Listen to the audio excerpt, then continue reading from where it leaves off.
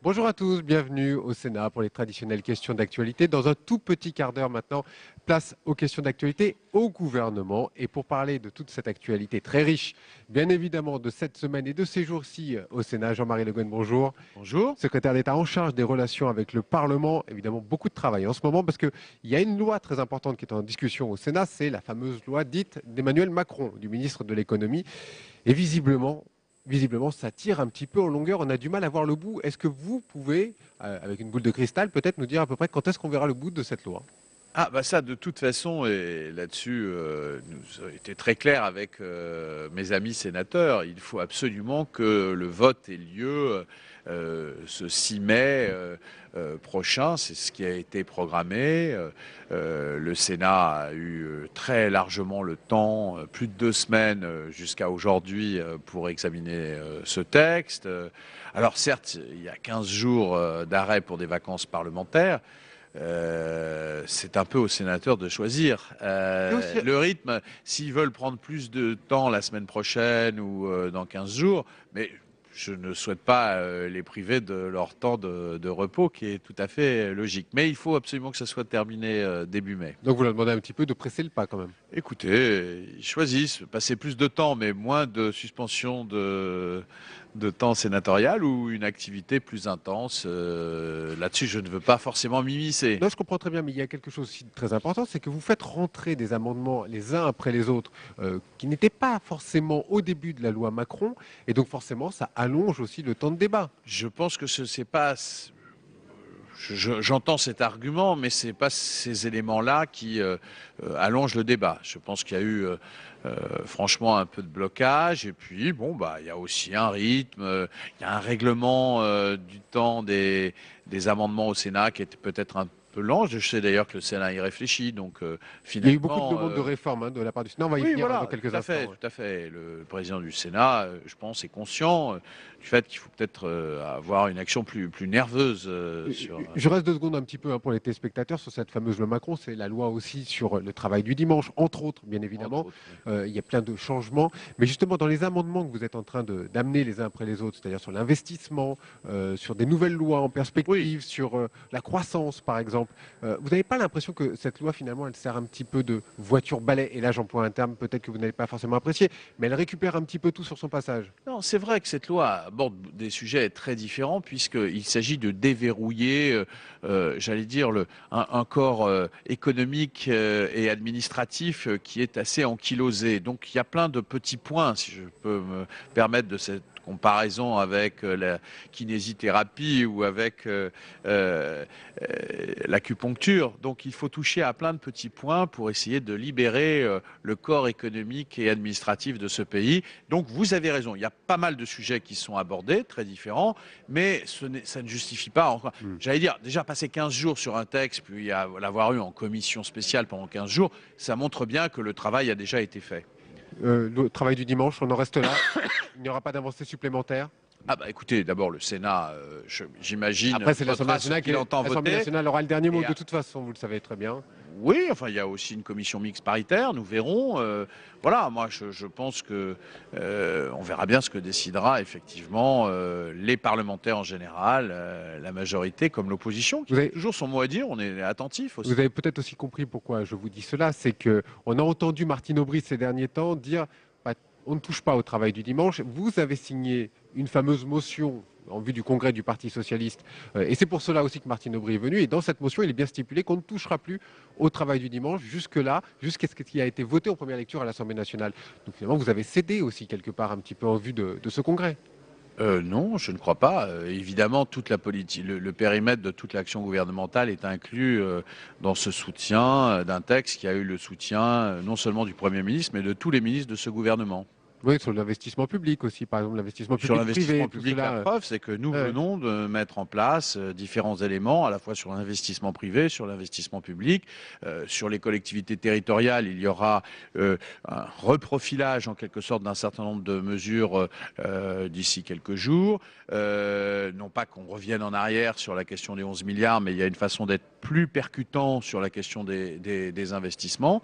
Et sur l'investissement privé, ça a été voté au Sénat en prévoyant un C'est important ce que vous suramortissement. dites, hein, sur les dotations, parce que visiblement, ça fait beaucoup de bruit ici au Sénat, à la Chambre des territoires, bien évidemment. Vous ne toucherez pas aux 11 milliards, mais il peut y avoir par-ci, par-là, quelques Oui, il y a dérogations, déjà eu des quelques aides, par exemple pour les assouplissements. communes rurales, parce que vous savez, on a touché à ce qu'on appelle la DGF, c'est-à-dire la dotation de l'État aux collectivités territoriales, qui ne représente d'ailleurs que 25% des ressources des communes. Mais nous avons déjà créé des politiques qui structurent et aident un certain nombre de communes. D'abord les communes rurales, il y a un fonds particulier qui a été créé qui maintient le niveau des dotations aux communes rurales. Un deuxième fonds a été fait pour les quartiers, les fameuses villes ou communes qui ont des quartiers en très grande difficulté. Une troisième ciblage a été pour les maires bâtisseurs. Donc vous voyez, on dessine un paysage Quelques où on assouplissements. incite soit les territoires, on est solidaire avec les territoires en difficulté et actif avec les territoires qui se bougent et qui veulent investir dans l'avenir de ce pays, et notamment en matière de logement. Alors, tous les parlements, vous êtes en charge de tous les parlements, je vais vous parler de l'Assemblée nationale, de cette loi sur le renseignement qui est en train d'être examinée, bientôt votée à l'Assemblée nationale. Est-ce que vous allez soumettre le texte au Conseil constitutionnel? Puisque visiblement, certains à droite, et notamment François Fillon, disent que ce texte ne serait pas constitutionnel. Eh bien, il est dans la liberté, évidemment, des parlementaires de le déférer devant le Conseil constitutionnel. Vous imaginez bien que si le gouvernement a déposé un texte et qu'il avait le sentiment, et j'allais dire au-delà du sentiment, il avait vérifié que ce texte était constitutionnel. Donc c'est une polémique qui permet à M. François Fillon de prendre une posture. Je constate quand même qu'une très large majorité des Français souhaitent que, dans le respect de notre droit, la lutte contre les différentes formes de terrorisme et de déstabilisation de l'État soit mise en œuvre, et de la société surtout. Je regrette que pour des raisons partisanes, on voit aujourd'hui une partie de la droite, pas toute la droite, mais une partie de la droite prendre des positions très laxistes, comme il dirait, très Vous renvoyez la balle. irresponsables. Oui. Non, non, la réalité, c'est qu'évidemment, nous prenons des positions qui sont celles de responsabilité. Dans ce texte de loi, il y a deux mouvements. Il y a un premier mouvement qui est un mouvement où on rend juridiquement responsable et contrôlable des attitudes qui ne l'étaient pas préalablement d'un certain nombre de services de renseignement. Premièrement, c'est une avancée de la démocratie et du droit. Et le deuxième mouvement, c'est que nous renforçons les moyens, effectivement, donnés à ces services de renseignement, mais avec un contrôle à 3 niveaux beaucoup plus important. Contrôle interne, contrôle d'une commission de déontologie, contrôle du Parlement. Et ça, ce sont des éléments de démocratie qui sont fondamentaux. Mais nous avons l'objectif de renforcer nos services de renseignement. Alors justement, Si à droite, aujourd'hui, on prétend, ce que j'entends hein, parfois chez M. Lelouch, chez d'autres, que les services de renseignement, finalement, ne sont pas utiles à grand-chose, bien, je crois qu'il y a pour le moins un désaccord, sans vouloir être polémique, sur l'irresponsabilité de tels propos. voilà, donc vous renvoyez la balle, c'est bien ce que je disais. Mais puisque vous parliez de laxisme, je reviens sur ce qui s'est passé. Il y a eu un épisode à l'Assemblée nationale. Il y a eu un vote sur un amendement proposé par la ministre de la Garde des Sceaux, Christiane Taubira, un amendement pour restreindre les écoutes dans les prisons. Christiane Taubira a été mis en minorité sur cet amendement. Cet amendement a été rejeté par une partie de la gauche et de la droite. Majoritairement par le rapporteur, le président de la commission, le responsable du groupe. Et effectivement, c'est comme on a fait toute une histoire de cette affaire. Il n'y a pas Ça un peut texte. ressembler à une histoire quand même. Non, mais non, on fait les histoires sur ce qu'on veut. C'est pas des choses sérieuses parce que le garde des Sceaux sait très bien et elle s'est très engagée dans l'idée que, évidemment, dans les prisons, il fallait aussi faire du renseignement. Après, il y a des questions de modalités techniques et que dans tous les textes de loi, il arrive que le gouvernement ne fasse pas passer. C'est quand même un comble qu'aujourd'hui on s'étonne et on fasse une affaire parce que le gouvernement n'aurait pas été suivi par une majorité de parlementaires. Je veux dire, sinon, est-ce qu'on demande à l'Assemblée de s'aligner On peut simplement se systématiquement? demander aussi, ce n'est pas la première fois qu'elle se retrouve en porte-à-faux, s'il n'y a pas un problème avec Christiane Non, Taubira. mais le problème n'est pas du tout de ce côté-là. Le problème est de ceux qui font une affaire, de ce qui est un dialogue entre le ministre Cazeneuve a vu aussi des propositions qui étaient les siennes reviennent, remises en cause par des parlementaires. C'est tout à fait logique sur des dispositions techniques. Si vous le dites, sinon, écoutez, sinon, je ne vois pas non seulement à quoi sert le bicamérisme, mais à quoi sert tout simplement le débat devant l'Assemblée. Si le gouvernement fait des lois qui ne sont plus discutées au Parlement, alors je ne vois pas l'intérêt. Je reviens un petit peu sur les réformes qui ont été annoncées à l'Assemblée et au Sénat de la part de Claude Barthelone et Gérard Larcher. Vote obligatoire, vous avez dit que vous étiez plutôt pour. Moi, à titre personnel, j'y suis plutôt favorable, mais il faut qu'il y ait le débat. Est-ce qu'il faut qu'il y ait une loi là-dessus? Non, il faudrait, si on devait adopter une telle mesure, il faudra qu'il y ait un cadre juridique, évidemment. Écoutez, j'ai dit qu'à titre personnel, j'étais favorable, mais je suis favorable à ce qu'il y ait un débat dans la société. Non pas pour obliger les Français à voter, mais pour se rendre compte que le vote, c'est pas simplement un droit, c'est aussi un devoir. C'est-à-dire que nous sommes dans une société, me semble-t-il, moi c'était pas ma position initialement, il y a quelques années, j'y étais pas favorable. Mais je pense que le consumérisme, et je regarde la presse de temps en temps, une certaine presse, qui vient s'opposer au nom d'une sorte de populisme consumériste du vote et de la politique. Non, on est des citoyens responsables ou on ne l'est pas. Donc aujourd'hui, on est dans un autre cadre démocratique. La démocratie, elle est aussi, elle doit forger un contrat entre le citoyen et les institutions. Évidemment, la liberté totale des citoyens de voter blanc, il faut que leur vote blanc soit reconnu, et il faut aussi qu'ils puissent facilement créer des formations politiques. Mais ça, apparemment, quand ils le souhaitent, ils le font. Jean-Marie Le Guen, François Hollande, dimanche, va souffler ses bougies de 3 ans, presque jour pour jour, à l'Élysée, dans une grande émission sur Canal+. Qu'est-ce qui reste à faire pendant ces 2 ans de quinquennat? Est-ce qu'on va changer de braquet, changer de méthode? Non, je crois qu'on va approfondir un certain nombre de choses. Par exemple, on voit bien qu'au plan économique, les clignotants sont plutôt verts, mais les résultats concrets ne sont pas encore matérialisés. Je pense que nous allons accélérer pour que sur le terrain de l'emploi, qui est quand même la question essentielle, sur le terrain de la compétitivité, on soit plus fort, plus dynamique. Le temps de la redistribution est venu? Le fameux temps du deuxième temps du quinquennat? La seule redistribution qui compte pour moi, c'est celle de l'emploi. Voilà, on a un niveau d'emploi qui est inacceptable. On a par ailleurs un pouvoir d'achat, je le signale. Nous sommes un des rares pays occidentaux et c'est la première fois depuis des années et des années que nous avons un pouvoir d'achat qui va croître de 1,5%. Regardez les statistiques qui sont données et arrêtons d'être dans ce discours, pas vous bien sûr, mais un certain nombre de gens qui viennent systématiquement nous parler de problèmes de pouvoir d'achat alors que nous sommes, et d'austérité éventuellement, alors que nous sommes dans un pays où le pouvoir d'achat croît. Un mot, bien considérer la réalité. Un dernier mot, évidemment que vous rejoignez les bancs des ministres ici au Sénat. Le Premier ministre Manuel Valls, interrogé lui aussi dans un documentaire sur Canal+, décidément, a dit Nicolas Sarkozy qu'il était habité par la vengeance et qu'il n'aimait pas les Français. Votre sentiment à vous? Mais c'est un sentiment que je partage avec le Premier ministre comme de nombreux autres. Voilà. Excusez-moi, il faut que j'aille en séance. Merci beaucoup Jean-Marie Le Guen d'avoir accepté notre invitation. Vous allez bientôt assister aux traditionnelles questions d'actualité. Et cette semaine, beaucoup de questions sur la réforme des collèges. Il y aura pas moins de 3 questions sur cette réforme. Question posée à Najat Vallaud-Belkacem qui est absente. C'est Myriam El Khomri, secrétaire d'État chargée de la politique de la ville, qui devra répondre à ces questions. Manuel Valls, que vous avez vu sur les images tout à l'heure, lui aussi va devoir répondre à certaines questions qui lui sont posées, notamment sur le programme budgétaire. On en a un petit peu parlé à l'instant avec Jean-Marie Le Guen, et normalement c'est François Marc du groupe socialiste qui posera cette question. Il y aura une question également de Vincent Delahaye du groupe Union Centriste qui posera une question sur le programme de stabilité. Encore une autre question sur la réforme des collèges. Michel Sapin lui aussi sera interrogé. On entend la cloche qui retentit. Le président du Sénat va bientôt sortir du salon de départ. Vous le pouvez voir sur ces images pour regagner le plateau ici au Sénat pour présider cette séance des questions d'actualité. Et puis nous reviendrons un petit peu plus tard à partir de 16h avec le ministre de l'économie Emmanuel Macron qui viendra s'expliquer un petit peu justement sur cette loi qui est débattue au Sénat depuis maintenant près de 10 jours et qui risque de continuer encore quelques jours. Visiblement, ce que nous disait Jean-Marie Le Guen, c'est que de toute façon, elle devrait être votée à partir du 6 mai prochain. Quoi qu'il arrive, nous a dit le ministre en charge des relations avec le Parlement.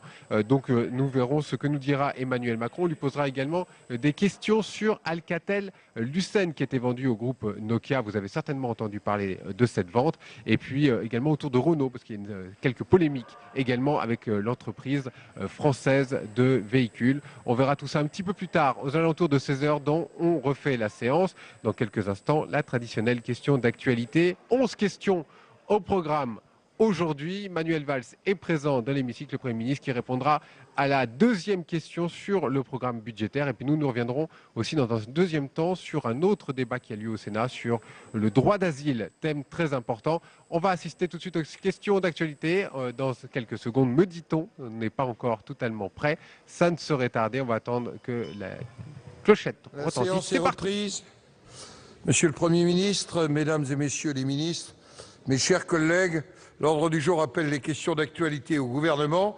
Je vous rappelle que la séance est retransmise en direct sur France 3 et Public Sénat. Je rappelle aussi que c'est 2 minutes 30 pour chacun, à l'exception du Premier ministre qui a toujours des faveurs particulières ici au Sénat.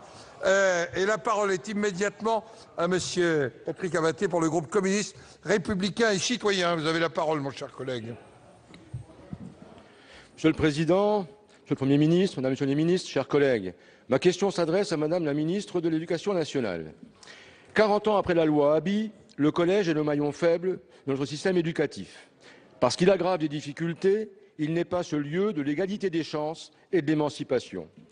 À l'âge de la construction individuelle, de la quête d'autonomie, à ce moment charnière entre l'école et le lycée, le collège est un lieu de sélection, d'échec et de relégation pour un trop grand nombre de nos jeunes. Nous sommes, comme vous, attachés au collège unique, qui ne peut pas être un collège uniforme. Mais à cet endroit, votre réforme pose un certain nombre de questions. Le resserrement des programmes autour du socle commun de connaissances et la suppression de 3 à 4 heures au profit des EPI, enseignements pratiques interdisciplinaires, sont motivés par l'aspect supposé austère de l'enseignement des fondamentaux en opposition au caractère supposé ludique et donc attractif des enseignements pratiques. Cela est-il vraiment susceptible de lutter contre le décrochage scolaire ? Le rééquilibrage entre les enseignements fondamentaux et les EPI assurera-t-il avec le même niveau d'exigence l'égalité entre ceux qui peuvent bénéficier de l'entrée dans les apprentissages de ces fondamentaux en dehors du système scolaire et ceux qui n'ont que l'école pour apprendre ? L'organisation des EPI en toute autonomie dans chaque établissement, par ailleurs, ne risque-t-elle pas de mettre en concurrence les matières, tout comme les établissements entre eux, creusant de fait les inégalités sociales et territoriales? Pour ceux qui, comme nous, considèrent avec un grand intérêt l'apprentissage des langues vivantes et anciennes et qui regrettent qu'elles soient des moyens de sélection, l'objectif est de les rendre accessibles à tous. Mais la suppression des classes européennes et internationales au profit de la seconde langue en 5e, tout comme la suppression des options latin et grec au profit d'une sensibilisation dans les EPI, ne cache-t-elle pas en fait un manque de moyens incompatible avec l'objectif recherché? En effet, la question des moyens ne peut être écartée. 4 000 équivalents temps plein pour 7 100 collèges publics et privés nous paraît insuffisant au regard des défis à relever. Enfin, grande absente dans cette réforme, les moyens pour la formation des enseignants, en particulier pour la formation continue, comme le montre un récent rapport de la Cour des comptes. Je vous demande donc comment, dans ces conditions, il sera possible d'assurer le développement d'un collège de haut niveau, adapté à tous sur l'ensemble du territoire et permettant de lutter contre les inégalités et l'échec scolaire, s'agissant des conditions sine qua non pour que le collège devienne le terreau du développement des valeurs de la République. Merci. Pour vous répondre, mon cher collègue, la parole est à Madame Myriam El Khomri, secrétaire d'État en charge de la politique de la ville. Vous avez la parole, Madame la Ministre. Merci, Monsieur le Président, Mesdames les sénatrices, Messieurs les sénateurs. Monsieur le sénateur Patrick Abaté, je tiens à excuser la ministre de l'Éducation nationale, actuellement en déplacement avec le Président de la République en Suisse. Vous le savez, le collège d'aujourd'hui aggrave les inégalités. Afin que tous les élèves réussissent et apprennent mieux, la ministre de l'Éducation nationale a lancé une réforme du collège pour 2016. Cette réforme consolide l'apprentissage des fondamentaux, dont le français, les mathématiques et l'histoire. Aucune matière ne perd d'heures. Parallèlement, les programmes sont entièrement revus pour qu'ils soient cohérents de la maternelle jusqu'à la 3e. Il a effectivement été décidé d'intégrer, comme dans de très nombreux pays dont les élèves réussissent mieux, des enseignements pratiques interdisciplinaires. On ouvre les perspectives, on croise les sujets, on fait travailler les élèves en équipe. Dans la mesure où ce sont les enseignants qui connaissent les mieux les besoins des élèves, la réforme donne 20% de temps au conseil d'administration dans chaque collège pour qu'il puisse organiser ses enseignements interdisciplinaires. Ces marges de manœuvre permettront aux enseignants de répondre au mieux aux besoins des élèves, car au plus près de ces besoins. Cette liberté pédagogique donnée aux enseignants est régulée.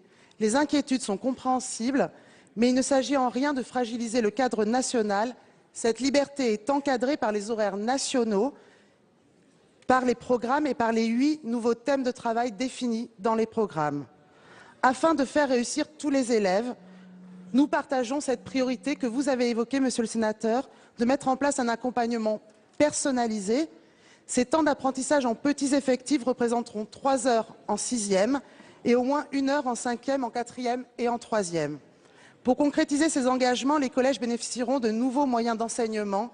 Pour faciliter les démarches, 4000 temps pleins accompagneront ainsi la réforme du collège. Sur l'apprentissage des langues, je tiens à vous répondre précisément. Non, la réforme du collège ne remet pas en cause l'enseignement du latin. Non, il n'y a pas de suppression des sections internationales. Non, la réforme ne pénalise pas l'enseignement, par exemple, de l'allemand, dont je sais que vous êtes attachés, bien au contraire. Demain, les 13% d'élèves qui pratiquent l'allemand en 2e langue vivante pourront en commencer l'apprentissage 1 an plus tôt. Nous allons, vous le voyez, en leur permettant de mieux maîtriser les savoirs fondamentaux tout en développant les compétences du monde actuel. Cette réforme permet au collège de demain de mieux faire apprendre et mieux réussir ses élèves. Merci Madame la Ministre. La parole est à notre collègue François Marc pour le groupe socialiste. Vous avez la parole, mon cher collègue. 2 minutes 30. Merci Monsieur le Président. Ma question s'adresse au Premier ministre. Monsieur le Premier ministre, votre gouvernement vient de faire connaître la teneur du programme de stabilité 2015-2018. Celui-ci prend appui sur un déficit public de seulement 4% pour 2014, alors qu'on annonçait un taux probable de 4,4%. Ce chiffre de 4% est encourageant. Tout le monde sait ici, en effet, d'où nous venons. Le déficit public était à des niveaux abyssaux en 2009 et en 2010 et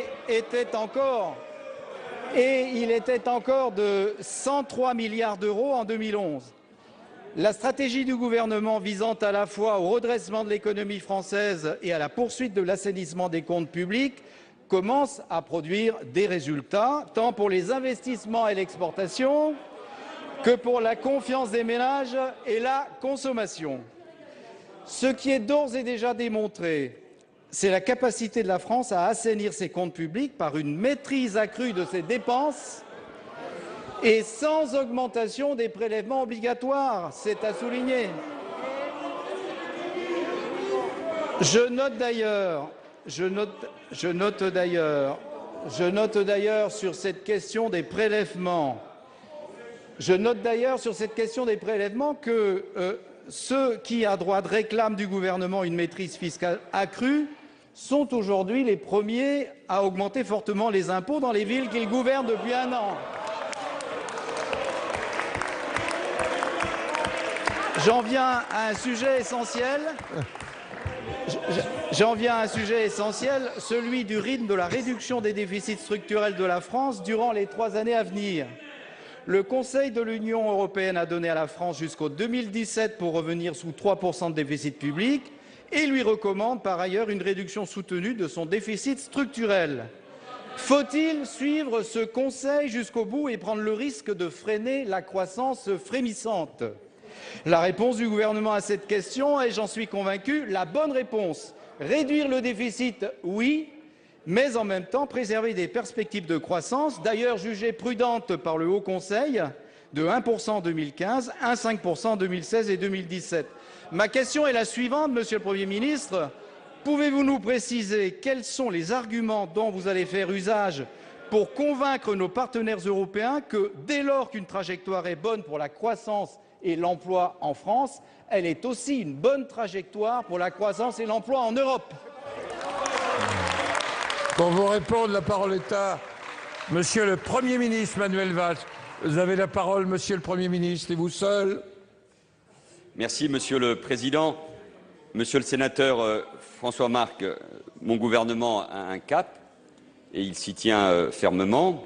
Il fallait redresser le pays, rétablir nos comptes publics et restaurer la compétitivité de nos entreprises. Et je crois que progressivement, en étant à la fois lucide, modeste bien sûr, mais déterminé, nous sommes en train d'y parvenir, parce que oui, il fallait réparer, vous l'avez bien dit, le pays après 10 ans d'échec de la politique économique menée par la majorité précédente. Monsieur le sénateur, vous l'avez rappelé, mon gouvernement a présenté hier matin le programme de stabilité et Christian Eckert l'a fait, j'imagine, avec talent hier devant votre commission des finances. Ce programme dessine la stratégie des finances publiques de la France pour les 3 prochaines années, avec des objectifs clairs que vous avez rappelés, le redressement de l'économie française et la poursuite de l'assainissement de nos comptes publics. Oui, les comptes publics étaient dégradés, nous les remettons à flot en faisant des économies sur les dépenses publiques, comme aucun gouvernement ne l'a fait par le passé, 50 milliards sur la période 2015-2017. Depuis 2012, nous avons fait preuve de sérieux budgétaire. Le déficit public pour 2014 est de 4%, c'est mieux que prévu, et dans un contexte difficile, c'est mieux que les années précédentes. Et pour la première fois depuis 2009, les prélèvements obligatoires se sont stabilisés. Ce résultat, c'est la réussite de notre politique, c'est la réussite de cette majorité. Et quant à ceux qui expliquent qu'ils augmentent les impôts locaux à cause de la baisse des dotations, je leur demande d'aller voir l'exemple de Toulouse. Quand on va devant les électeurs en leur disant qu'on ne va pas augmenter les impôts pour obtenir leur suffrage et qu'on fait le contraire un an après, c'est mentir. Assumez vos responsabilités dans vos communes devant les électeurs. Cette dynamique de redressement des comptes publics va se poursuivre et elle suivra un rythme qui ne remet pas en cause la reprise de la croissance. Car notre priorité, c'est de préparer l'avenir, c'est de lutter contre les inégalités, c'est de tout faire pour la croissance et pour l'emploi. Et c'est pour cela que nous avons décidé de conforter le pouvoir d'achat des ménages. La baisse de l'impôt sur le revenu que nous avons décidé l'année dernière concernera à la rentrée 9 millions de ménages. Ne laissez pas croire un seul instant que les impôts augmentent à cause de nous, c'est à cause aujourd'hui de l'opposition, alors que nous allons les baisser au niveau national. C'est pour cela, bien sûr, que nous avons mis en œuvre des politiques de soutien aux entreprises, avec le CICE, avec le pacte de responsabilité et de solidarité, 40 milliards d'euros sur 4 ans. Nous avons baissé le coût du travail dans un contexte européen et international qui s'améliore, bien sûr avec la baisse du coût du carburant et du pétrole. S'il avait augmenté, on nous aurait demandé de prendre un certain nombre de mesures. Il baisse, c'est tant mieux pour nos entreprises et pour nos ménages. Avec la baisse des taux d'intérêt et avec la baisse de l'euro que j'avais demandé à l'occasion de mon discours de politique générale, c'est la demande de la France depuis 3 ans et je me réjouis que sur cette question, comme sur celle des investissements à travers le plan Juncker, la parole du président de la République ait été entendue par nos partenaires européens.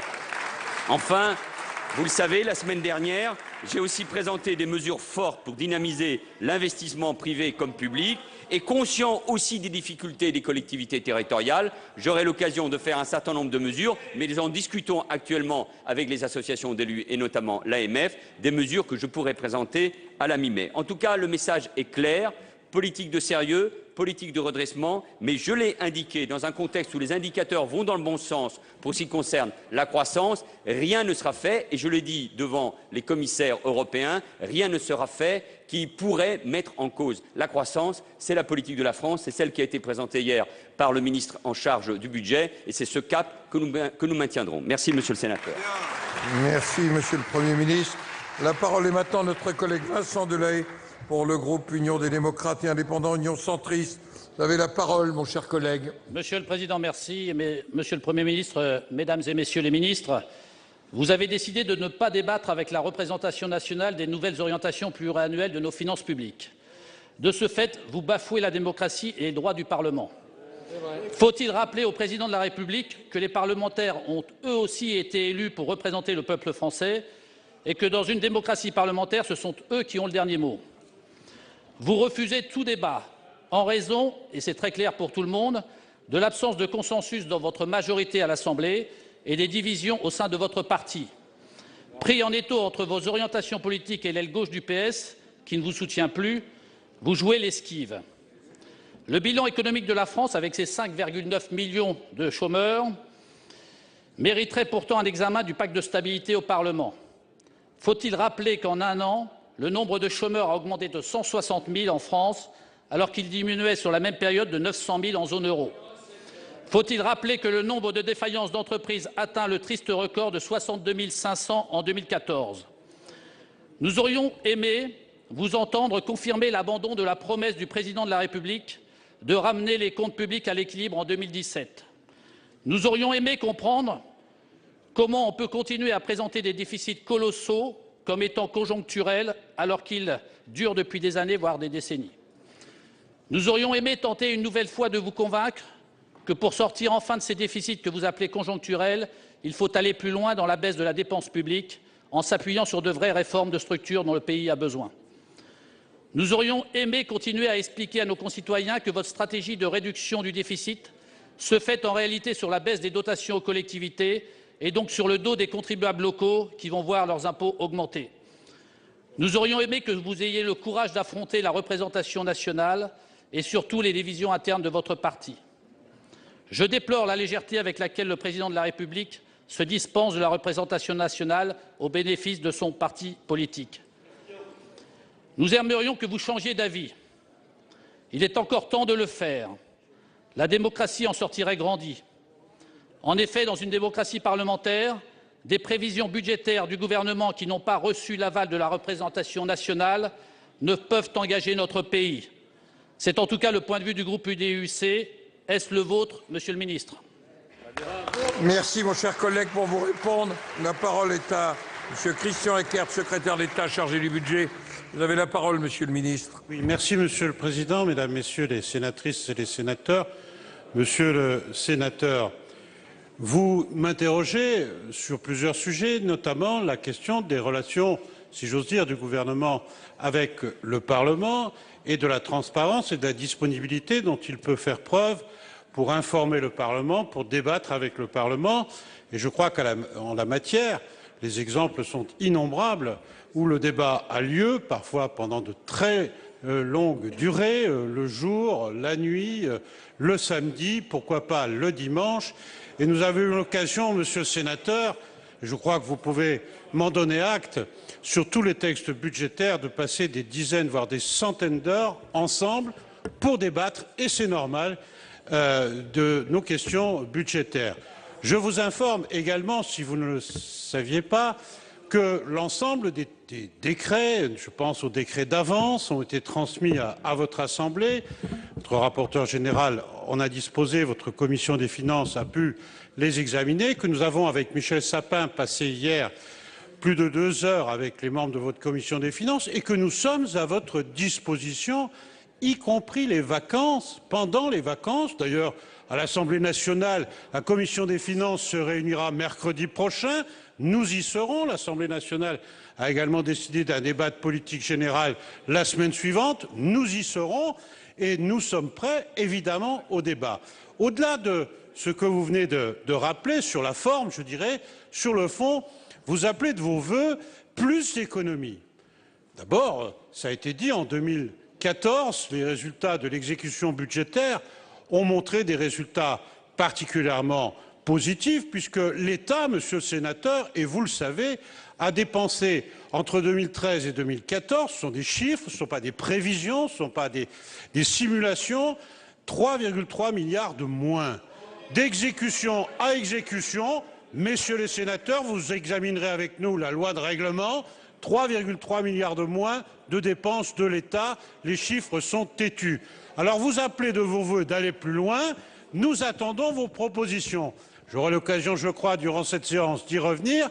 Je suis attaché à respecter mon temps de parole autant que le Parlement. Merci. La parole est maintenant au président Jean Bizet pour le groupe Union pour un mouvement populaire. Vous avez la parole, Monsieur le Président. Merci, Monsieur le Président.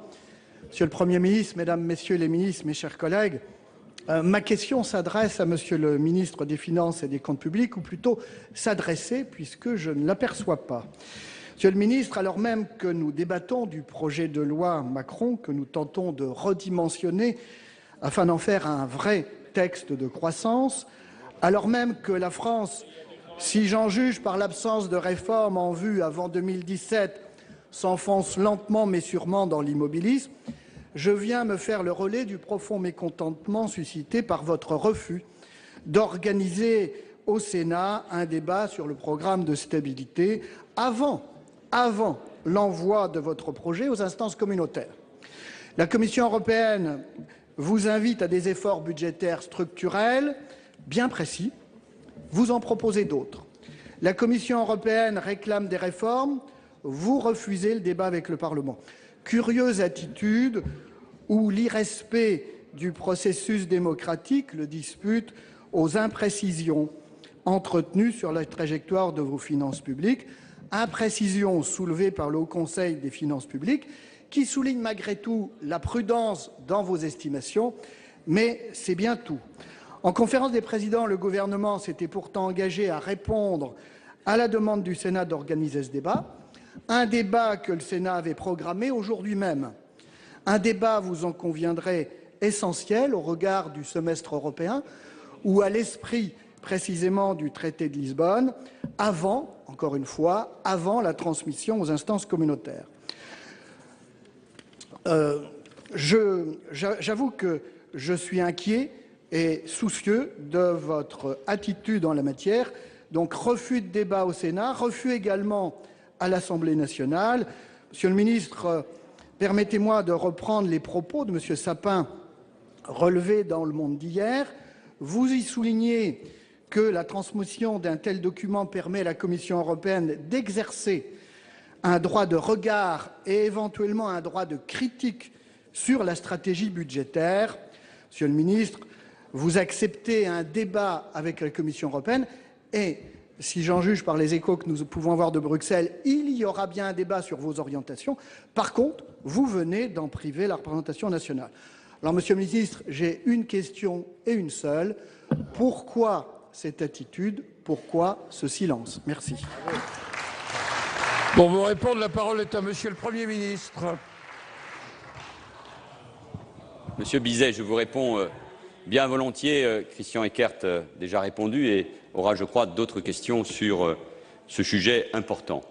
D'abord, ce n'est pas la première fois qu'il n'organise pas un vote à propos de ce plan. Ça avait été le cas en 2012 avec François Fillon. Mais Christian Eckert l'a dit il y a un instant, Michel Sapin hier à l'Assemblée, nous l'excusons, il est parti à Washington pour une réunion du FMI, parce que c'est aussi important que le ministre des Finances soit dans ces enceintes internationales qui se tiennent à un rythme régulier.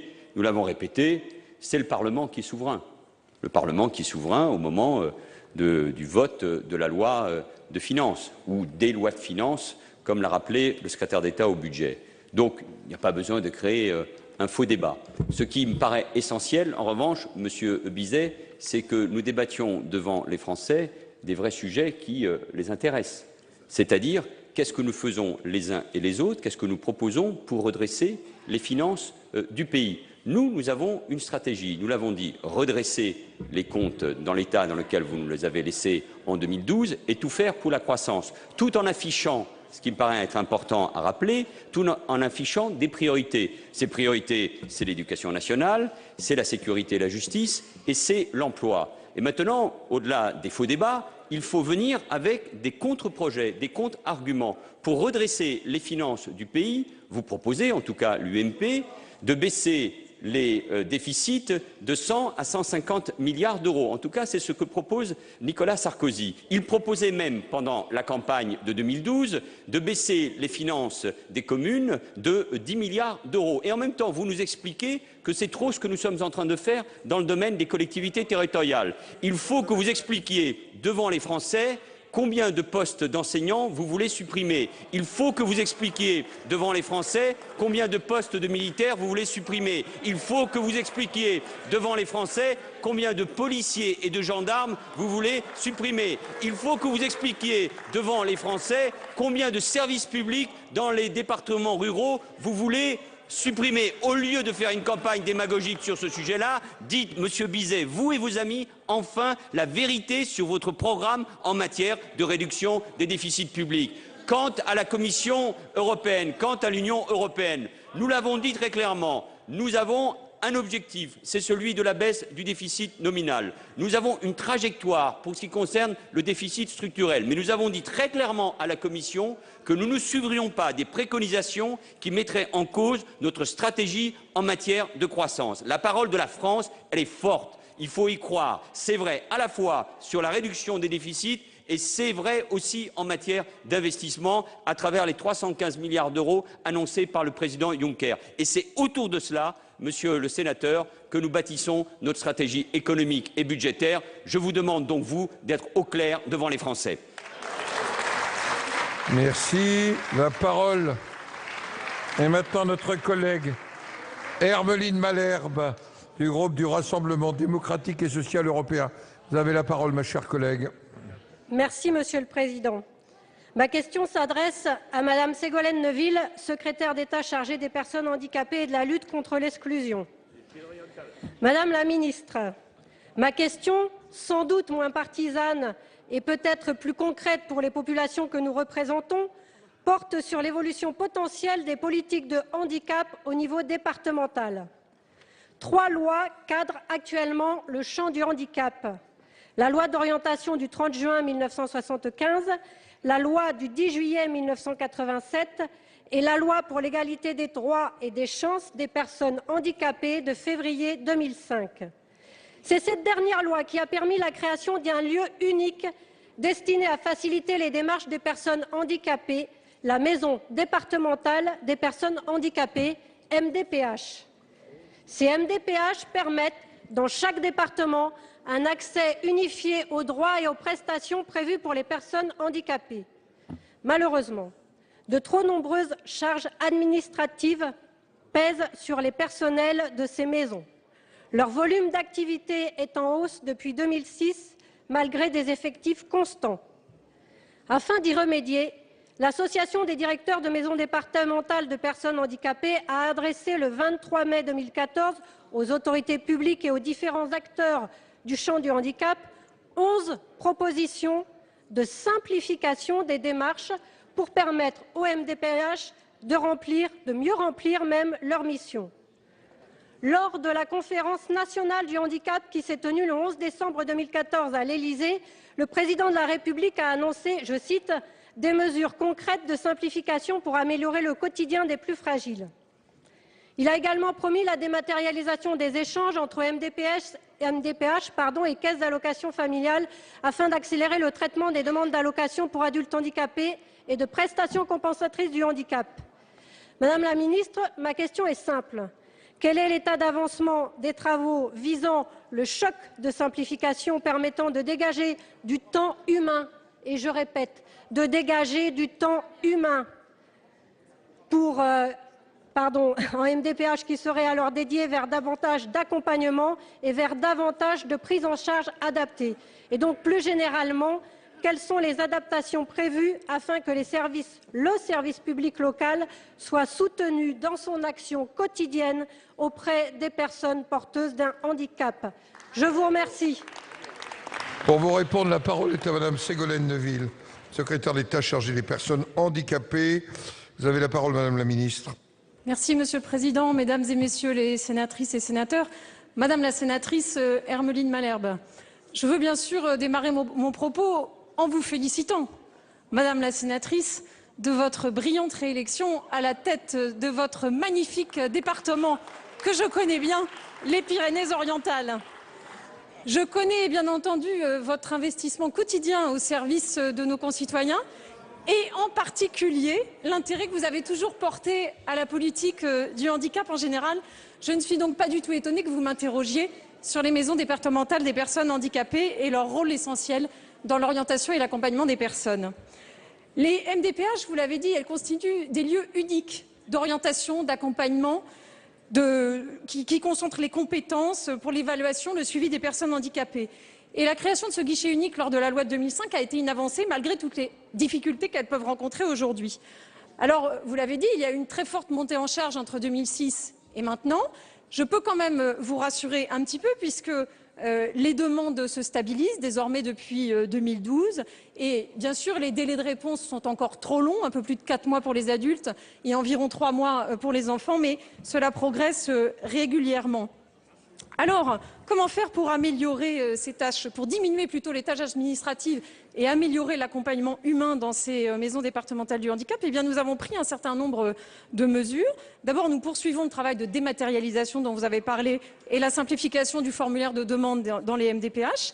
Nous venons d'étendre la durée d'attribution de ce qu'on appelle l'âge de l'allocation adulte handicapé de type 2, qui jusqu'à présent était de 2 ans et qui maintenant pourrait être prolongé jusqu'à 5 ans. Nous venons d'allonger également la durée de validité des certificats médicaux qui sont adjoints aux demandes, qui duraient 3 mois et qui maintenant pourront durer jusqu'à 6 mois.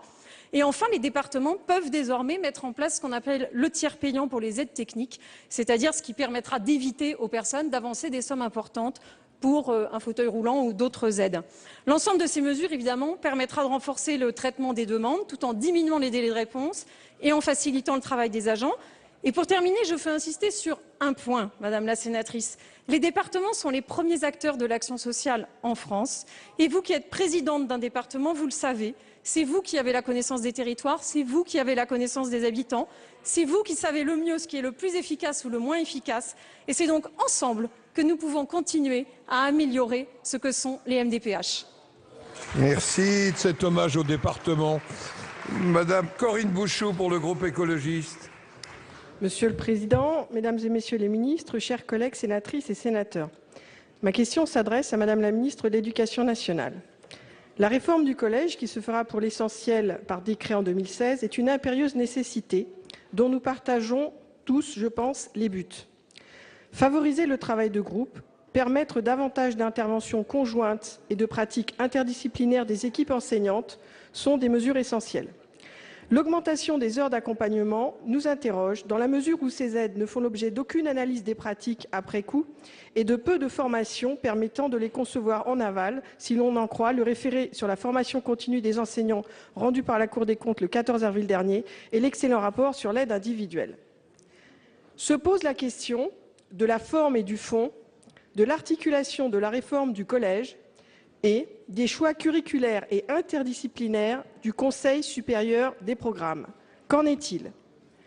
Par ailleurs, toutes ces réformes seront vaines si rien ne bouge en matière de non-mixité sociale de nombreux collèges où l'homogénéité des publics scolaires grandit.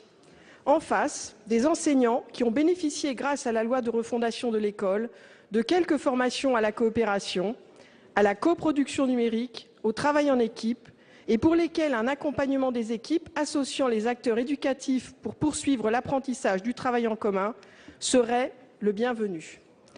Pour mieux apprendre, pour mieux réussir, ce qui est le slogan choisi pour cette réforme, ne faut-il pas tout d'abord et surtout accompagner au sein même des collèges l'évolution des pratiques pédagogiques et avoir des collèges au public plus mélangés? Cette question est dédiée à notre ancien collègue Claude Dillin et aux enseignants, aux familles, au personnel et à l'équipe de direction du collège Lursa à Angers. Je vous remercie. Pour vous répondre, la parole est à Madame Myriam El Khomri, secrétaire d'État chargée de la politique de la ville. Vous avez la parole. Merci, Monsieur le Président, Mesdames les sénatrices, Messieurs les sénateurs, Madame la sénatrice Corinne Bouchoux. En effet, la ministre de l'Éducation nationale a lancé cette grande réforme du collège en 2016, justement pour lutter contre les inégalités, pour consolider l'apprentissage des fondamentaux, tout en permettant l'interdisciplinarité et un meilleur apprentissage des langues vivantes. L'accompagnement personnalisé pour tous les élèves est un axe fort de la mise en œuvre de la nouvelle organisation du collège.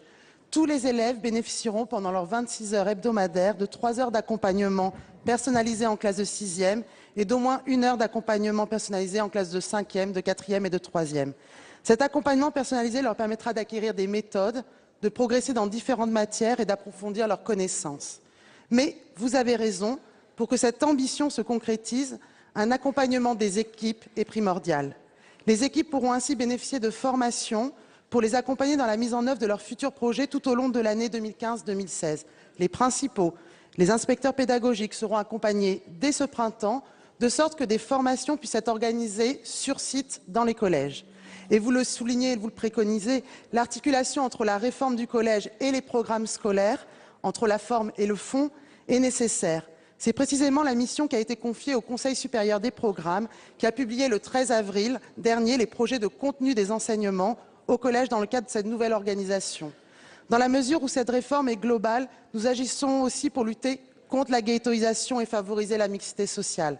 Sur la base de diagnostics partagés avec les collectivités, avec l'appui d'outils mis à disposition par les acteurs et du ministère, de nouveaux secteurs de recrutement des collèges pourront être définis avec les conseils départementaux volontaires pour regrouper plusieurs établissements et favoriser ainsi une meilleure mixité sociale.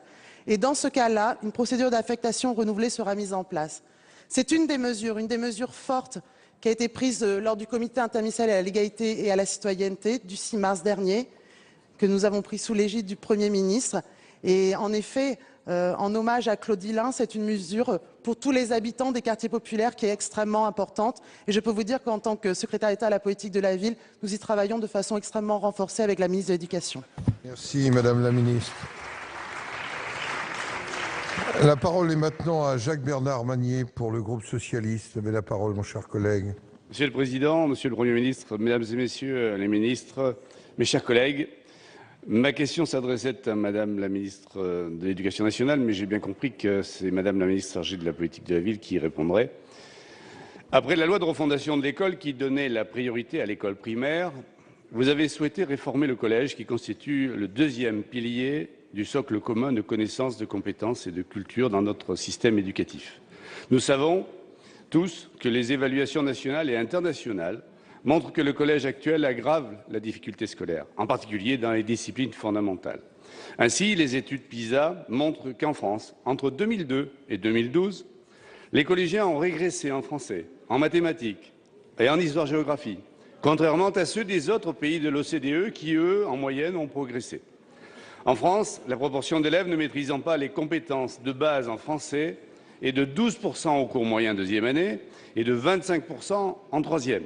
En mathématiques, cette proportion est de 9% en cours moyen deuxième année et de 13% en troisième. Sans mettre en cause la compétence et l'engagement des enseignants, il faut reconnaître que le collège est profondément inégalitaire, triant les élèves davantage qui ne les accompagnent dans la réussite.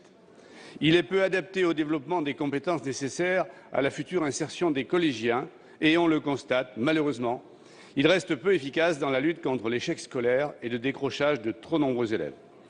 On peut donc dire que le collège actuel est insuffisamment motivant et efficace pour les élèves, souvent anxiogène pour les parents et parfois frustrant pour les professeurs. Il fallait donc sortir de l'impasse dans laquelle nous sommes arrivés 40 ans après la création du collège unique et l'ambition républicaine dont il était porteur. Aujourd'hui, il est nécessaire de prolonger la refondation globale de l'école qui est au cœur du redressement de notre pays voulu par le président de la République. L'enjeu de cette refondation est contenu dans le double défi de rétablir la performance de notre système éducatif en assurant la réussite du plus grand nombre et en luttant contre le déterminisme social tout en faisant partager les valeurs de la République. Madame la ministre, comment redonner de l'efficacité éducative et réactiver la promesse républicaine en réformant le collège? Je vous remercie. Pour vous répondre, la parole est à Madame Myriam El Khomri. Vous avez la parole, Madame la ministre. Merci, Monsieur le Président, Mesdames les sénatrices, Messieurs les sénateurs, Monsieur le sénateur Jacques-Bernard Magner. Vous avez raison de le rappeler, aujourd'hui le collège est le maillon faible de la scolarité des élèves français. Depuis 15 ans, le nombre d'élèves en difficulté n'a cessé d'augmenter et à la fin du collège, 25% des élèves ne maîtrisent pas les compétences de base en français et 13% celles nécessaires en mathématiques. Sans mettre en cause, il est important de le préciser, ni la compétence et l'engagement des enseignants, force est aujourd'hui de reconnaître que le collège est inégalitaire. Il est monolithique dans son approche disciplinaire. Il est inadapté au développement des compétences indispensables à la future insertion des collégiens et peu efficace sur l'orientation et la lutte contre le décrochage. C'est pour cela que la ministre de l'Éducation nationale a engagé une démarche pragmatique et globale. Pragmatique parce qu'il faut partir de ce qui marche déjà sur le terrain et libérer les capacités d'initiative des enseignants. Globale parce que nous devons repenser en même temps les contenus, les pratiques d'enseignement et l'organisation pédagogique pour répondre aux enjeux du collège de 2016. Et c'est cette ambition qui guide la refonte de l'ensemble des programmes engagés pour que tous les élèves acquièrent le socle commun de connaissances, de compétences et de culture. C'est cet impératif qui doit nous conduire à améliorer la façon de transmettre pour les professeurs et d'apprendre pour les élèves, en donnant aux équipes une marge de manœuvre de 20% du temps d'enseignement, dans le respect bien sûr des horaires disciplinaires. Ce temps dédié à un apprentissage différent des savoirs fondamentaux, par le travail en petits groupes, des enseignements pratiques interdisciplinaires ou un accompagnement dont je parlais individuel particulièrement renforcé, est au cœur de la nouvelle organisation du collège. L'un des problèmes du collège aujourd'hui, c'est l'ennui qui conduit parfois les élèves au décrochage, vous l'avez souligné. Dans cet esprit, le développement du numérique, l'apprentissage d'une seconde langue vivante dès la 5e et de la première langue vivante dès le CP constituent des réponses décisives. Enfin, le nouveau collège deviendra un lieu d'épanouissement et de construction de la citoyenneté. Chaque établissement devra notamment inscrire dans son projet de vie au collège le civisme et la célébration des symboles de la République. Chaque collège favorisera la création de médias par les élèves pour notamment mieux appréhender l'information et mieux lutter contre les théories du complot. Et la démocratie collégienne sera développée. C'est donc une réponse globale et cohérente qui est aujourd'hui apportée pour résoudre les problèmes que connaît le collège en France aujourd'hui. Merci Madame la Ministre. La parole est maintenant à notre collègue Albéric de Montgolfier pour le groupe Union pour un mouvement populaire. Vous avez la parole, Monsieur le rapporteur général. Merci Monsieur le Président du Sénat, Monsieur le Premier ministre, Mesdames et Messieurs les ministres, mes chers collègues, Monsieur le Premier ministre. Je voudrais d'abord remercier par anticipation, par avance, le ministre pour les félicitations qu'il ne manquera pas de m'adresser pour ma réélection à la tête du conseil départemental. Je remercie vivement, comme il a fait à cet instant. Monsieur le ministre, hier, lors de votre audition par les commissions des finances et des affaires européennes, Michel Sapin a indiqué que le gouvernement ferait, je le cite, les 50 milliards d'euros d'économies, tous les 50 milliards et rien que les 50 milliards d'euros d'économies. Et cette affirmation ne saurait nous surprendre puisque, en effet, depuis son annonce au début de l'année 2014, le programme de 50 milliards d'euros d'économies reste invariable. Toutefois, cette constance peut surprendre alors même que le gouvernement multiplie les annonces nouvelles en recettes, voire en dépenses. Je pense notamment au plan en faveur de l'investissement qui est annoncé par le Premier ministre la semaine dernière et qui a fait l'objet d'un amendement hier au Sénat et qui comprend des mesures dont le coût atteint 3,9 milliards d'euros pour la période 2015-2019. À cet égard, en dépit de nos nombreuses demandes, encore hier, vos indications concernant la compensation du coût de ces mesures demeurent particulièrement floues. Comment allez-vous financer ces 3,9 milliards ? Serait-il possible de nous apporter des précisions à ce sujet ? Par ailleurs, la Commission européenne nous invite avec insistance à adopter des mesures additionnelles de consolidation des comptes publics, des mesures dont le montant approche les 60 milliards d'euros pour les années 2015 à 2017. Il faut d'ailleurs rappeler que la Commission n'identifie que la moitié des 50 milliards d'euros d'économies annoncées par le gouvernement, qui restent fort peu documentés, sauf peut-être pour les collectivités. Enfin, le projet de programme de stabilité indique, je le cite, que le gouvernement serait prêt à prendre les mesures complémentaires pour assurer le respect des cibles nominales. N'y a-t-il pas une contradiction avec votre volonté de ne pas aller au-delà des 50 milliards d'euros d'économies annoncées et celle de respecter votre trajectoire de réduction des prélèvements obligatoires? Pour résumer, Monsieur le ministre, comment allez-vous financer les mesures nouvelles annoncées en faveur de l'investissement? Comment ferez-vous pour atteindre vos objectifs budgétaires si la conjoncture économique s'avérait moins favorable qu'espéré? Doit-on craindre, dans cette hypothèse, une hausse de la pression fiscale? Merci. Bien, pour vous répondre, la parole est à Monsieur Christian Eckert, secrétaire d'État chargé du budget. Vous avez la parole, Monsieur le ministre. Merci, Monsieur le Président, Mesdames, Messieurs les sénatrices et les sénateurs, Monsieur Albéric de Montgolfier, Monsieur le rapporteur général, Monsieur le Président du Conseil départemental, avec nos félicitations, ainsi qu'à toutes celles et tous ceux ici qui justifient des mêmes qualités. Merci de votre question, Monsieur le rapporteur général. Vous nous interrogez sur la façon de financer les mesures que nous prenons. Je vais d'abord vous dire comment nous ne les financerons pas. Alors même que certains, ici encore présents, ont eu à les financer par l'endettement, et c'est clairement inscrit dans les bilans entre les années 2002 à 2012, nous ne les financerons pas par l'endettement. Deuxièmement, Monsieur le rapporteur général, et les choses sont très claires, nous ne le financerons pas par des hausses d'impôts. Le président de la République a été très clair, le Premier ministre aussi, et j'ai eu l'occasion de dire au Parlement que je m'en ferai le greffier. Mais si, rassurez-vous, Monsieur Grosdidier, ça va bien se passer. Donc, si jamais je manquais à mes devoirs de greffier, Monsieur de Montgolfier, je vous invite à me les rappeler. Alors, ni par l'endettement, ni par des hausses d'impôts, ces mesures seront financées par des économies, Monsieur le rapporteur général. Et je vais vous donner quelques exemples et quelques preuves. Nous avons mis en place depuis le 1er janvier de cette année, et je crois que c'était une nécessité, un certain nombre de mesures pour lutter contre le djihadisme et pour assurer la sécurité de notre pays. Et je crois que tout le monde s'est rassemblé autour de cette idée. L'ensemble de ces dépenses, plus quelques autres, atteignaient quasiment 1 milliard d'euros, 960 exactement.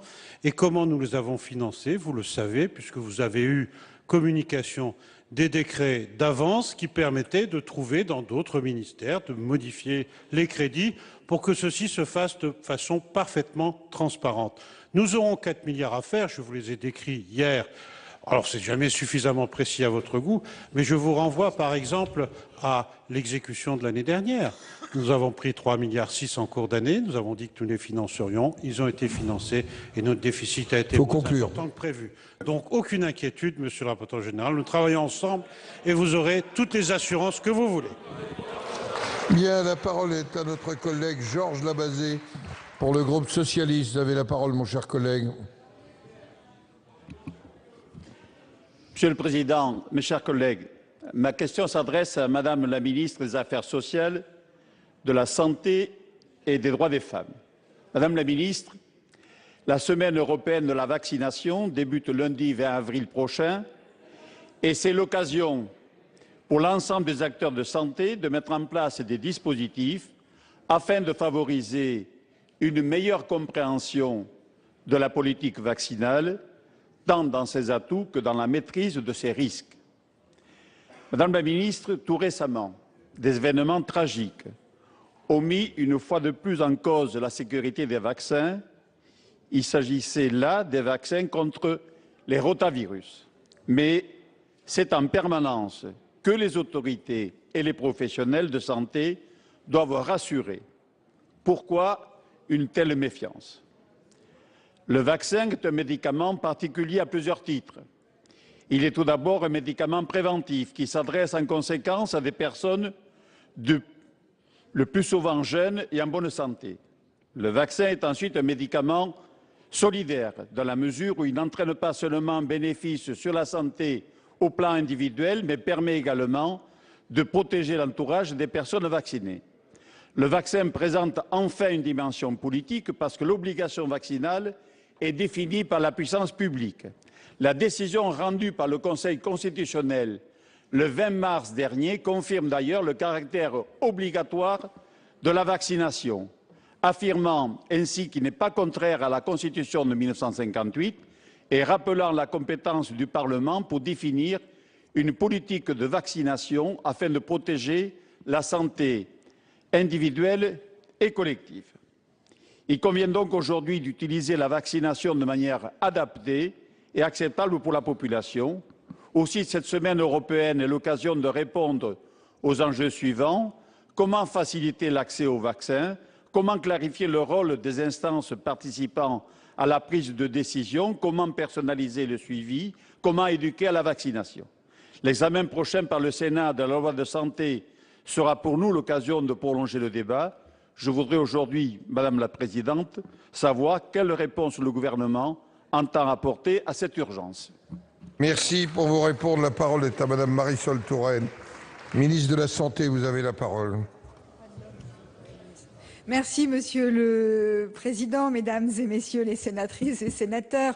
Monsieur le sénateur Georges Labazée, la Semaine européenne de la vaccination doit être pour nous, comme vous le faites, l'occasion de rappeler avec force l'importance de la vaccination. Parce que la vaccination n'appartient pas au passé. Elle a évidemment permis de sauver des millions de vies, d'endiguer la propagation de maladies graves, d'éradiquer par exemple la variole. Et nous avons de grandes perspectives, je pense à la dengue. Un espoir sérieux existe que nous puissions disposer d'un vaccin. Mais notre mobilisation reste nécessaire. Parce qu'il y a le risque de voir ressurgir des maladies et parce que, je vous le dis, monsieur le député, monsieur le sénateur, pardon, il y a les risques, de voir ressurgir des foyers de maladies. Un foyer de rougeole a été découvert dans un collège alsacien il y a quelques jours chez des enfants qui n'avaient pas été vaccinés. Et je veux donc dire ma préoccupation parce qu'aujourd'hui, le taux de vaccination des personnes âgées est insuffisant et les comportements réfractaires s'expriment publiquement. Aujourd'hui, on s'aperçoit que si il y a de la part de nos concitoyens une progression importante de l'adhésion à la vaccination en quelques années, 61% des Français marquaient une adhésion en 2010, ils sont près de 80% aujourd'hui. Il n'empêche que nous constatons que les personnes âgées et les personnes à risque ne se vaccinent pas suffisamment. 3 orientations ont été adoptées. D'une part, j'ai mis en place un programme national d'amélioration de la politique vaccinale et fait le choix de la simplification et de la clarification du calendrier vaccinal. Ensuite, le projet de loi de modernisation de notre système de santé dont nous débattrons comporte plusieurs mesures pour renforcer la couverture vaccinale et notamment l'élargissement de la possibilité de réaliser des vaccins dans des centres de planification. Les centres de santé et les sages-femmes, par exemple, pourront vacciner. Enfin, le Premier ministre a confié à Madame la députée Sandrine Hurel une mission pour formuler des recommandations visant à améliorer le taux d'adhésion de la population et des professionnels de santé à la vaccination. Merci. Vous le voyez, monsieur le sénateur, le gouvernement est mobilisé. Merci, Madame la Ministre. La parole est maintenant à Madame Fabienne Keller pour le groupe Union pour un mouvement populaire. Vous avez la parole, ma chère collègue. Monsieur le Président, Monsieur le Premier ministre, au fond, vous allez peut-être trouver que notre majorité sénatoriale est un peu insistante parce que je vais à nouveau intervenir sur le sujet du pacte de stabilité et de l'équilibre budgétaire. Monsieur le Premier ministre, vous nous avez très énergiquement indiqué que vous prépariez le pays après 10 ans d'échecs. Je vous laisse cette analyse, mais près de 600 000 chômeurs en 3 ans de gouvernement de François Hollande, ça, c'est un véritable échec.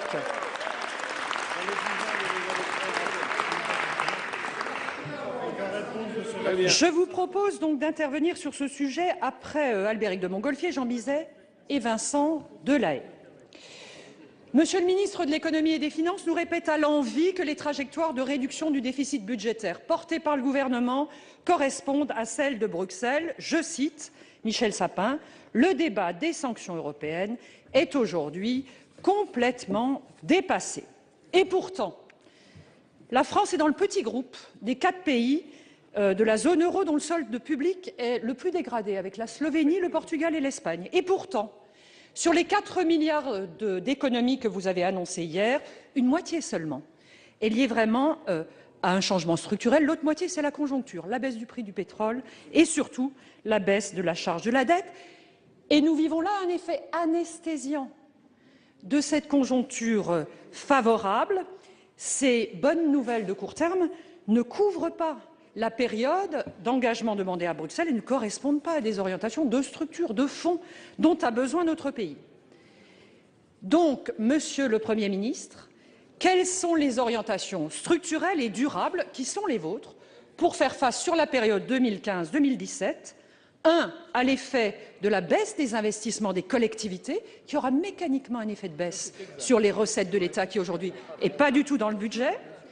Deuxièmement, quelles sont vos orientations pour financer l'amortissement accéléré des investissements des entreprises? On est plutôt d'accord, mais comment allez-vous le payer? Troisièmement, comment allez-vous financer le montage prévu pour le respect des engagements de la loi de programmation militaire, le tout sans augmenter les impôts, comme nous le promet Christian Eckert. Mais en matière d'impôts, les Français ne croient que ce qu'ils voient. Bref, pourriez-vous nous expliquer en quoi les mesures proposées consolideront durablement la structure du budget de la France? Je vous remercie. Pour vous répondre, la parole est à Monsieur le Premier ministre.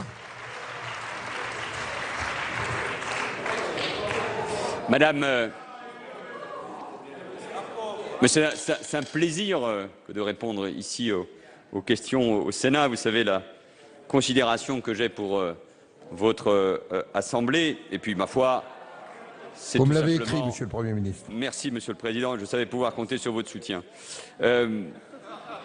Madame Keller, nous pouvons, en effet, je ne suis pas sûr que ce soit par ailleurs, je peux vous rejoindre sur ce point, particulièrement utile que nous renvoyions les uns et les autres les chiffres de l'emploi et du chômage, parce que sinon il faudrait rappeler le million de chômeurs supplémentaires que nous avons trouvé en 2012, les 600 milliards supplémentaires de dettes pour le pays et le niveau de déficit. Je dis cela parce que, pendant que vous nous photographiez, je dis cela parce que c'est un selfie moderne.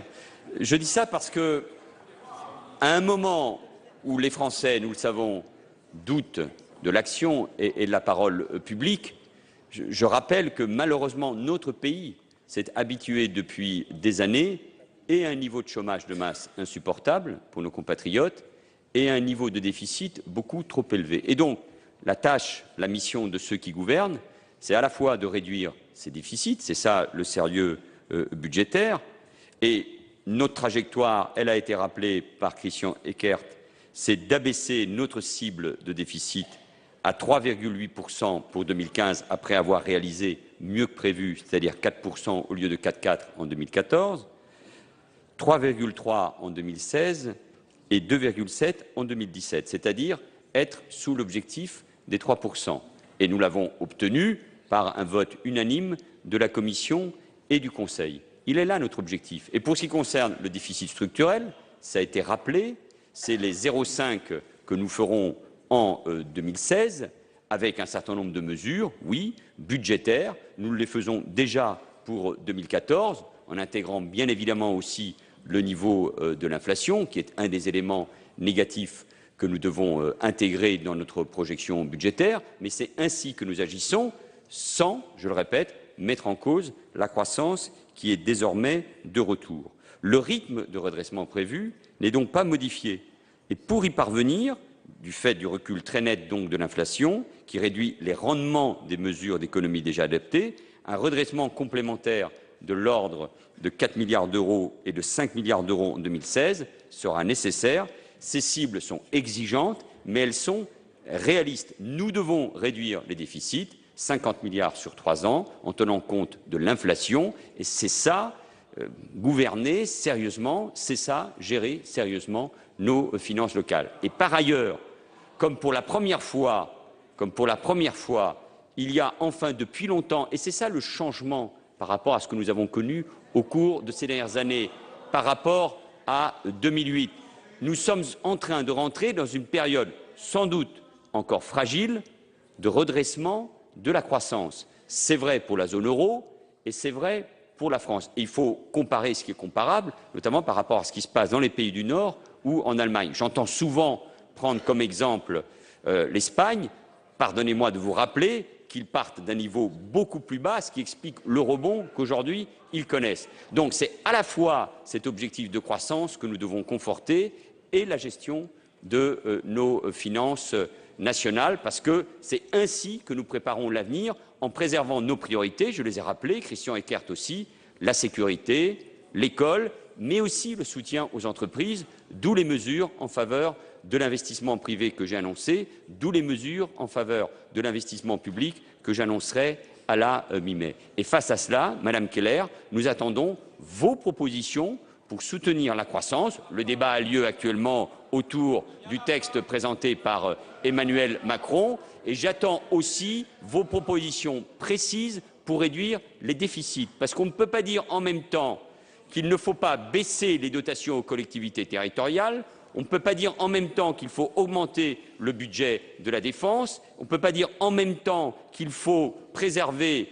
nos engagements en matière de sécurité, alors que vous avez baissé le nombre de policiers et de gendarmes pendant le quinquennat de Nicolas Sarkozy.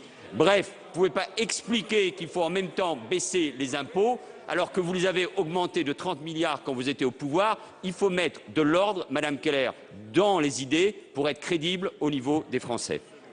Merci. La parole est à Monsieur Philippe Adnot. Vous avez la parole, mon cher collègue. Je vous remercie, Monsieur le Président. Monsieur le Premier ministre, Mesdames et Messieurs les ministres, ma question s'adresse à Monsieur le ministre de l'Économie, de l'Industrie et du Numérique. Ma question est doublement d'actualité. Elle est d'actualité parce que, comme de nombreux collègues, je viens de faire les campagnes départementales et je n'ai pas eu une seule réunion où je n'ai pas été interpellé sur la problématique de la téléphonie mobile, des zones blanches, des zones grises et également des problèmes Internet.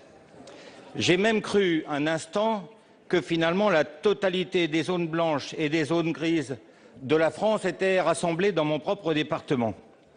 Le Premier ministre a dû lui aussi entendre ce ras-le-bol puisqu'il a proposé un plan de résorption des 170 zones blanches et des quelques zones grises également en matière de téléphonie. Ce sujet, Monsieur le ministre, a été débattu avec vous dans le cadre du volet investissement de votre projet de loi et je pensais que tout allait pouvoir être réglé. Sauf que, à la lumière des débats, je reste inquiet sur la définition de la zone blanche. Et je ne vous cache pas que si demain nous devions avoir les mêmes critères qu'aujourd'hui, l'incompréhension, voire la colère de la population serait totale. Je rappelle pour tous que le critère, c'est un coup de téléphone qui passe devant la mairie et c'est déclaré non zone blanche, alors que nous savons bien que beaucoup de villages sont totalement concernés. Nos concitoyens voyagent et ils regardent d'autres pays, parfois beaucoup moins développés que le nôtre, et ils n'admettent plus cette situation. Je vous pose donc la question, Monsieur le ministre, les mesures que vous allez mettre en œuvre ne concerneront-elles que les centres-bourgs ou bien couvriront-elles tout le territoire? Faudra-t-il encore que les collectivités locales mettent la main à la poche, accentuant ainsi encore le sentiment de nos concitoyens d'une France à deux vitesses? Par ailleurs, Monsieur le ministre, nous connaissons votre volonté de dynamiser l'économie, mais vous le savez, cela passe par une accélération de l'investissement. S'agissant de l'équipement haut débit Internet, pourrait-on aussi accélérer la mobilisation du Fonds national pour la société numérique et les fonds européens qui peuvent les compléter? Et surtout, pouvez-vous nous assurer que nous aurons votre soutien? Je pense qu'il y a eu des évolutions positives pour que la montée en débit puisse relever du financement du FSN. 95% des investissements de la montée en débit seront utiles pour le très haut débit FTTH. Pour vous répondre, la parole est à Monsieur Emmanuel Macron, ministre de l'économie et du numérique avec l'industrie. Merci Monsieur le Président, Mesdames, Messieurs les sénateurs, Monsieur le sénateur Adnot. Vous l'avez rappelé, nous avons eu ce matin un long débat qui a conduit au vote d'un article important, je crois, qui faisait suite aux engagements que le Premier ministre a pris en mars dernier et un nombre d'initiatives que les uns et les autres vous aviez pris, je crois, sur tous les bancs. Et je vous remercie d'ailleurs, toute sensibilité confondue, de la qualité du débat qu'on a eu ce matin. Et vous avez raison de le rappeler, de la sensibilité, je crois, qui remontait de toutes parts sur ce besoin. Alors, il y a finalement deux interrogations qui persistent. La première, en effet, que couvrira-t-on réellement? Et la deuxième, celle du financement. La priorité chiffrée, connue, trop souvent, c'est celle des centres-bourgs. Vous l'avez rappelé. Les engagements seront mis dans la loi de manière fixe et pour la première fois de manière contraignante, qui permettront de couvrir d'ici la mi-2017, avec des objectifs fermes pour tous les opérateurs, l'ensemble des centres-bourgs non couverts. Ça veut dire 170 pour la 2G et environ 2600 pour la 3G ou 4G. Ce sera une obligation. Les opérateurs qui contreviendront pourront être sanctionnés par l'ARCEP. Ça n'était pas le cas jusqu'à aujourd'hui. Mais ça n'est pas suffisant et vous l'avez rappelé. Et donc, au-delà des centres-bourgs, les zones qui restent blanches et qui sont imparfaitement mesurées aujourd'hui par les indicateurs, ce qui suscite souvent l'indignation quand on ânonne les chiffres statistiques qui consistent à dire que presque la totalité du territoire serait couvert. Eh bien, ces zones-là, elles pourront faire l'objet maintenant d'une demande devant un guichet que l'État organise de l'ensemble des collectivités territoriales concernées. Ces guichets, c'est non seulement une organisation structurée autour de la mission très haut débit, donc des moyens humains qui sont mis en œuvre, ce sont des moyens financiers, et ce sera la certitude de couvrir dans la même période précisément ces zones d'antennes complémentaires, de relais complémentaires, pour qu'il n'y ait plus du tout de zone blanche. Alors, ceci suppose un financement. C'est la deuxième partie de votre question. Le financement, c'est d'abord celui des opérateurs. L'ensemble de l'engagement premier que j'ai évoqué, ce sont les opérateurs qui y seront contraints. L'entretien, ce sont les opérateurs qui y seront contraints et qui le financeront. Les financements complémentaires pour précisément ces zones blanches hors centre-bourg, eh bien, l'État les cofinancera avec les collectivités territoriales en mobilisant 20 millions d'euros du FNADC. Il faut conclure, Monsieur le Ministre. Et nous apporterons tous ces projets au guichet du plan Juncker et en effet à celui du FSN pour que la part de l'État et de l'Europe soit maximale dans ce cadre-là. Je vais maintenant, merci Monsieur le Premier ministre, Mesdames et Messieurs les ministres, je vais suspendre la séance, elle sera reprise à 16h15 pour la suite de l'examen du projet de loi relatif à la croissance de l'activité et à l'égalité des chances économiques. C'est la fin de cette séance de questions d'actualité au gouvernement. On revient tout de suite. Ne quittez pas.